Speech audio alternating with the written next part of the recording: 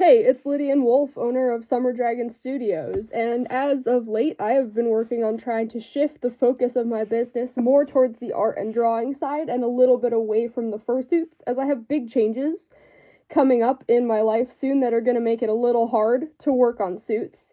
And in light of that, I want to give you guys a tour of some of my old sketchbooks. So this is old drawings from both before and after I joined the furry fandom, I think like 10 years ago.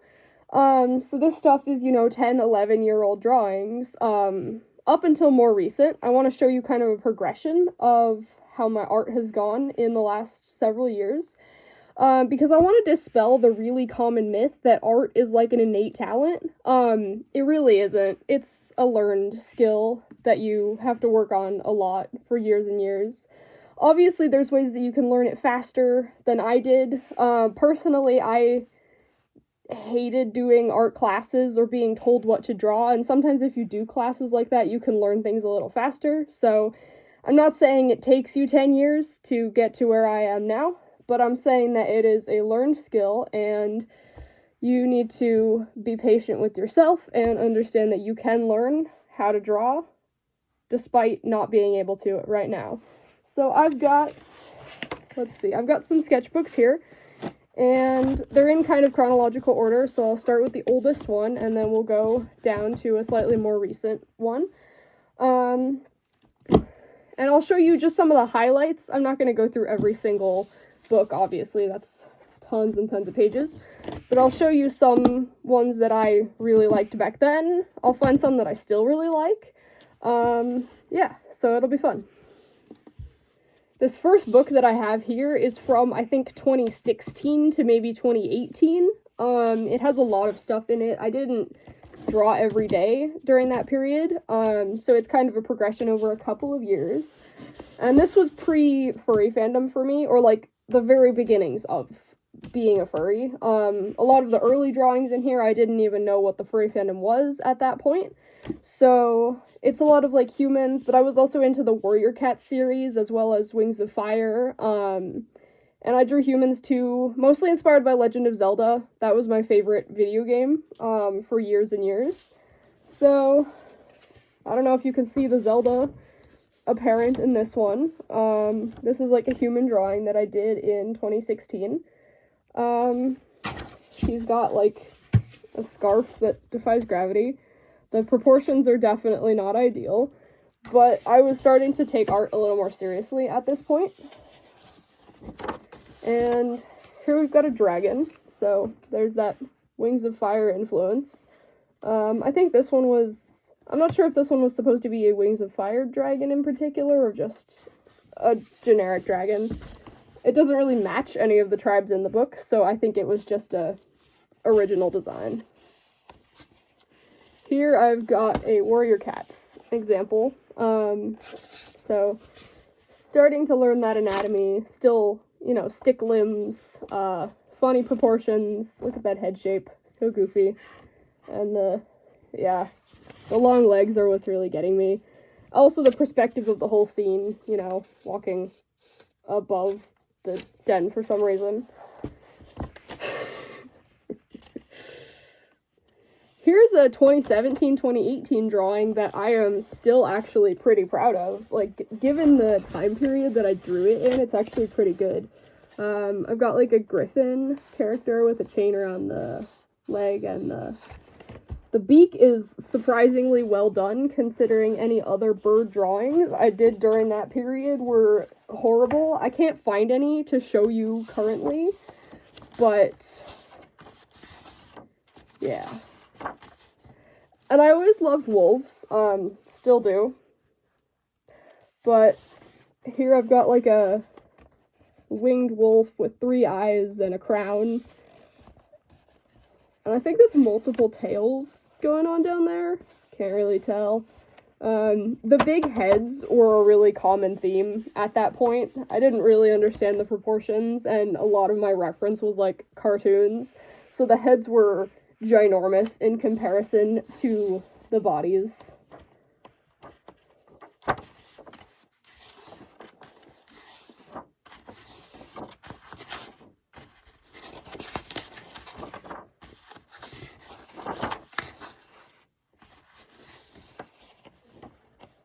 Another fandom that I was in at that point in time was My Little Pony. This was, like, closer to the end of my My Little Pony phase, but, I did a bunch of art that was based on that show.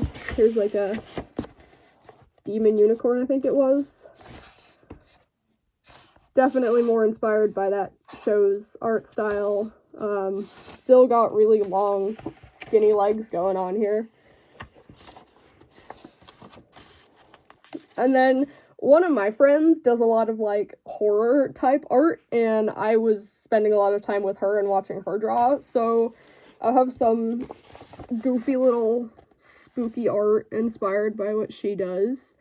I learned how to draw blood dripping from her, so I kind of overused that skill in some of the more, like, spooky themed pieces. The last thing I want to show you from this first book was the rampant obsession with the same hairstyle that is my favorite now. Back then I had different reasons for it, and those reasons were I did not know how to draw the second eye, so I would just cover it up with hair. Now I just like it for the way it looks. Lydian has a similar style, except both his eyes are covered typically, although I can do this, and then it's one eye, like that. But yeah, same hairstyle, always been the case. Now I know how to draw both eyes, so I don't have an excuse for that.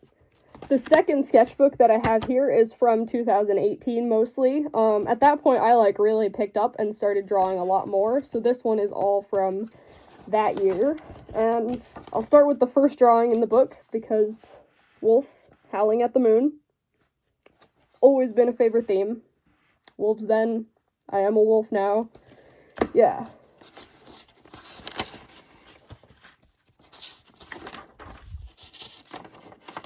I did this, like, 30-day drawing challenge where I had, like, drawing prompts, and so this one was, like, draw your favorite meal or something, and so it was just, like, strawberries on a plate and a glass of orange juice, because that's definitely a sustainable meal.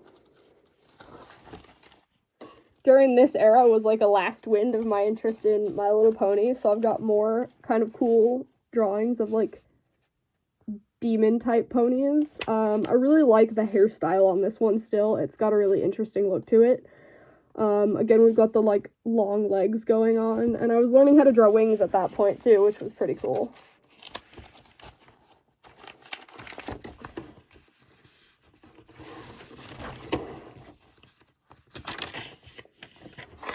Here's another pony drawing, this one colored in. They've got kind of the same hairstyle that I would draw on all my humans, with the hair covering one eye, except it was sideways, so it wasn't really the same necessity for covering the eye. I just started becoming obsessed with that hairstyle at that point.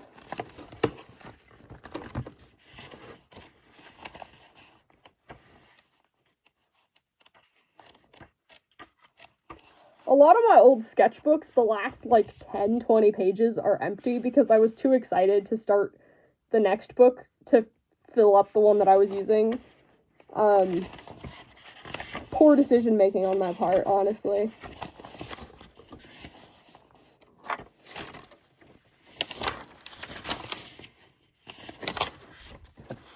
My friend had their own species of dragons that were based in the Wings of Fire universe, and they were called thick wings because they had thick wings specifically. But I made a character in that species.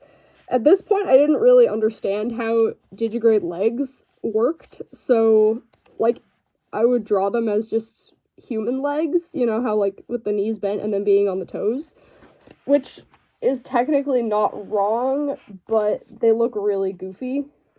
Like that. And that's the last one from this book from 2018. The next one is post-pandemic, actually. Or wait, no. This one is 2019, early 2020. By this time, I was familiar with the furry fandom and considered myself a part of it. I drew a lot of, like, human-animal hybrids, lots of different, like, cat people, like this one.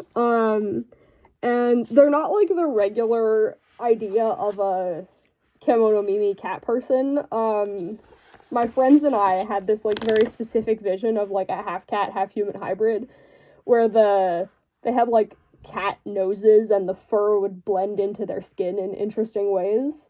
So that was kind of the inspiration for that. Here's another one that's like a cat person type of look.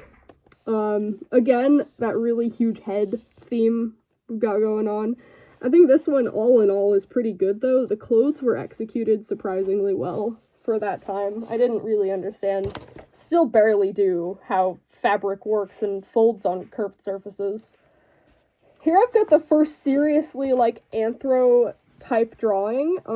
This is this wolf named Sky, and she's got lots of hair defying gravity. That was a really common theme. I think the gravity-defying hair comes from My Little Pony and how the princess characters were always drawn with, like, flowing hair that kind of levitated in the air around them, and I just kind of stuck with that for all sorts of other drawings as well. She's got this, like, interesting robe thing going on here. I don't know how it's staying around.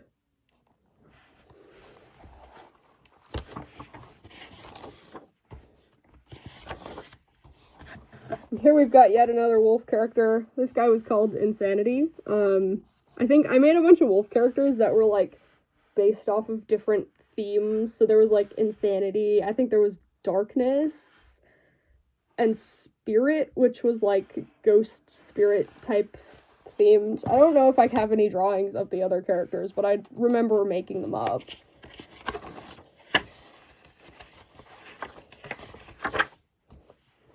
And I was still super into Legend of Zelda, so here's, like, a Princess Zelda drawing that I did. Big head, tiny body. Some of these are more exaggerated than others, and I don't think it was intentional. It was just how I figured out how to draw at that point. Here's what I was talking about with, like, the fur blending into the skin and, like, the cat hybrids. This one, it's, like, covering most of the face except for the mouth area for some reason, and then they've got, like, fur blending into the... And then here we've got yet another wolf. This one's got the ears pinned back. A little bit of, like, too much of a circle in the head shape was kind of common. I didn't really know how to add fluff to the heads, so the heads were mostly just, like, rounded circles, and they look kind of flat and boring.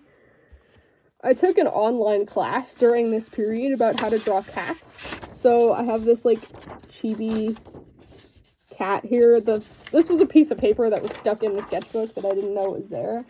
And then here's another one that I did for that class, which was, like, cat face. Last one from this book, we've got another anthro. This one's a cat. She's, like, mostly humanoid figure, but I think that she was intended to be anthro or having fur all over, just because of the lack of, like, fur edges around anywhere like the other cat hybrids had. I think her hair turned out really nice. The ears could use a little bit more work on getting that style to look like something that's real. This sketchbook here is from late 2020, early 2021, and we're starting off strong with a waitress who has an axe for a head. That was an interesting design choice. Executed okay, in my opinion, but kind of a funny thing to draw. My interest in the furry fandom at this point was really picking up, and I was starting to learn how to actually draw, like, anthro characters. So here's this wolf girl with a skirt and, like, her cell phone and stuff. I think she turned out pretty nice. The perspective on the head is a little weird, mostly because I didn't really understand how snouts worked at that point. So she's got kind of a funny, like, triangle head shape that was a prevalent thing during that period.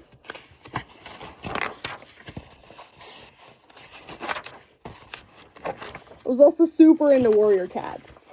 So here we've got more cats. I was learning how to do colored pencils at this point, which was really interesting. You can see some, like, attempts at getting the fur rendering, as well as shading on an eye here, which I think turned out pretty good for that time. I had a period here where I was drawing cats, and I figured, what if I outline the entire snout and make it really stand out against the rest of the face?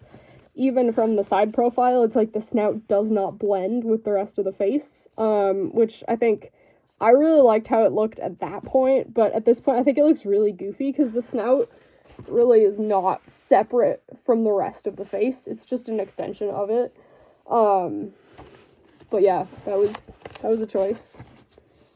And I've got more examples of the same thing on the next page, because when I tried like a new style, I would draw it over and over and over again. Like that.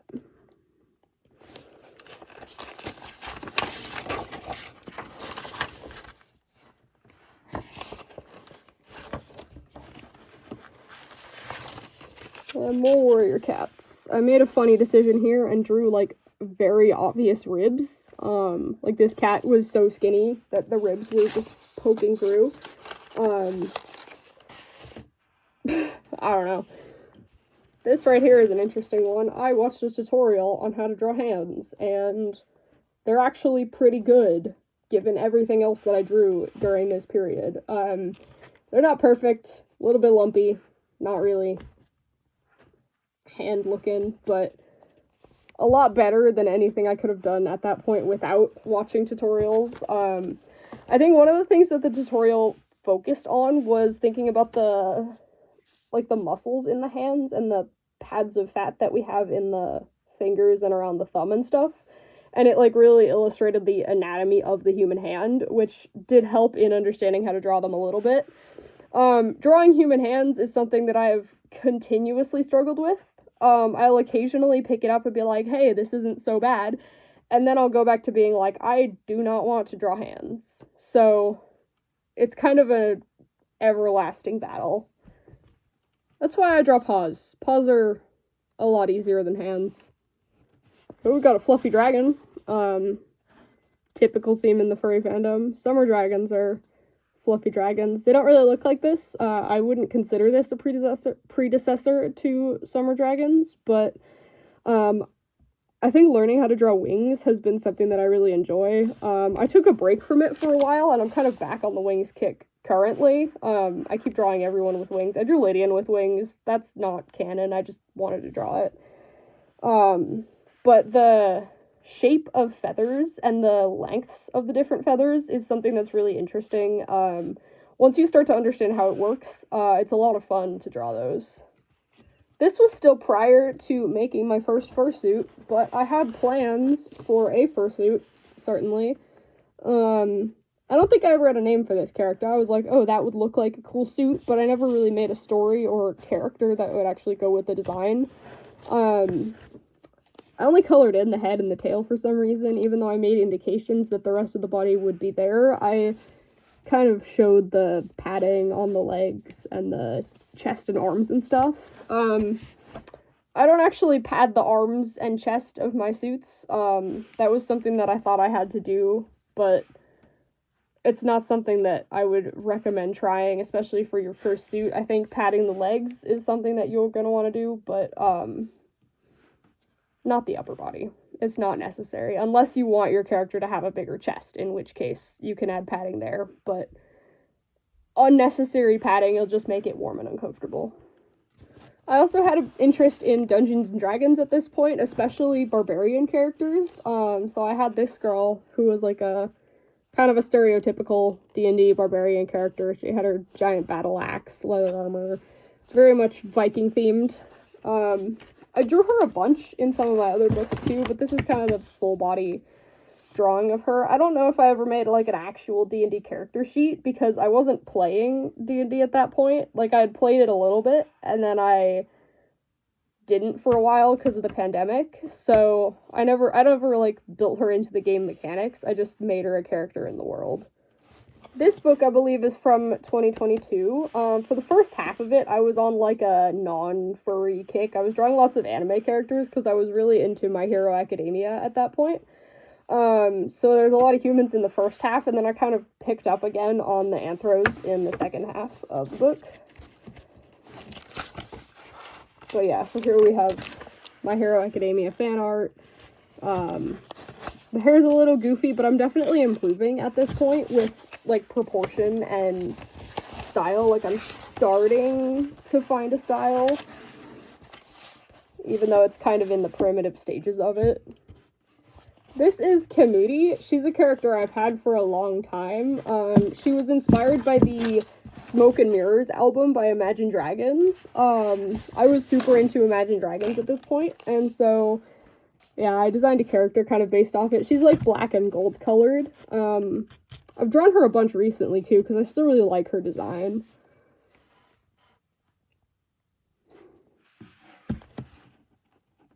Here I've got a pretty fun human one. This was an OC that I made in the My Hero Academia world.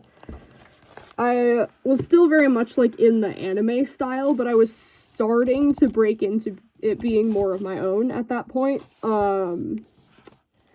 I really like doing, like, messy hair, like this one, and like this. For a long time, it's been, like, the only hairstyle that I like. This is one of Ray's old designs. Ray was my first ever persona that I made. She is a radioactive fox that eats toxic waste. This was 13-year-old me making that up, so don't judge, please. Her story is still the same, and her design is closer to her original design than this one was. And I still draw her on occasion because she's a fun character. I also had fun doing a lot of, like, abstract stuff with super bright colors. I spent hours and hours and hours coloring this in. It has a whole bunch of, like, little gradient details on it, which took forever with the colored pencils. I think it looks really cool. I feel like I did spend more time than I should have on this, and I could have been spending a lot of time on other more useful things. But definitely cool looking. Would not do this again. This was just before I made my third fursuit. There she is. This is Mio. I still have her suit. I was really interested in the, like, space colors. And I made that in the suit by watercolor painting the fur, which surprisingly worked. But yeah, I did a lot of, like, colored pencil stuff like that. I think this was, brush markers, because I got some brush markers that I still really like, and I was experimenting with them at that point, so there's a lot of that. Bunch of abstract stuff with the same color scheme, and then the character herself. Here's a pretty cool drawing that I never quite finished coloring in. Playing guitar. I was super into music at that point. Still am. That's why I have a music themed Sona. But, I think this was supposed to be my friend, playing guitar, even though this is the guitar that I have, not the one my friend has. Here's one that I still think is super cute. She's got the little suspenders and the little overalls here.